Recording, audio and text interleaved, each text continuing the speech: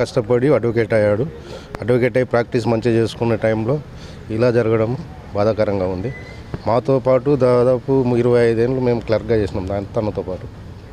దాని తర్వాత ఆయన అడ్వకేట్ అయ్యాడు, మంచిగా ఉండే, వ్యక్తిగతంగా అందరితో కలిసిమెలిసి ఉండేవాడు. ఇలా జరగడం బాధాకరం. అలా ఆయన ఆత్మకు శాంతి కలగాలని వాళ్ళ తల్లిదండ్రులు కానీ వాళ్ళ ఫ్యామిలీకి కానీ సానుభూతి కావాలని కోరుకుంటున్నాను. శ్రీ కిరణ్ కుమార్ గౌడ్ న్యాయవాది. ఒకప్పుడు మా న్యాయవాద గుమస్తాలతో కలిసి పనిచేసినటువంటి వ్యక్తి శ్రీ కిరణ్ కుమార్ గౌడ్ గారు. ఆయన పనితనాన్ని బట్టి అతను న్యాయవాదిగా తయారయ్యాడు. న్యాయవాదిగా తయారైన తర్వాత మా క్లర్క్లందరికీ కూడా చాలా రెస్పాన్సిబుల్గా ఉండేవాడు.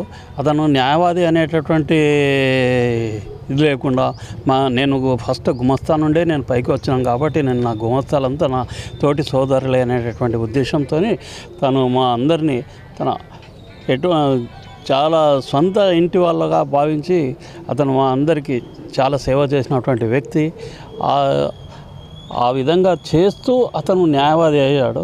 న్యాయవాది అయిన తర్వాత అతను ఏదైతే కొద్ది రోజులు కష్టకాలాన్ని అనుభవించి ఈ మూమెంట్లో అతను కొంచెం డెవలప్ అయిన మూమెంట్లో అతను ఈ విధంగా కావడం మా క్లర్కులందరికీ చాలా బాధాకరంగా ఉంది. వాళ్ళని భగవంతుని మేము కోరుకునేది ఏంటంటే అతని ఆత్మకు శాంతికి చేకూరాలని, మళ్ళీ వాళ్ళ కుటుంబ సభ్యులకు కూడా ఎటువంటి ఇబ్బంది లేకుండా భగవంతుడిని మేము ప్రార్థిస్తున్నాము. వాళ్ళందరికీ మంచి జరగాలనేటటువంటి ఉద్దేశంతో.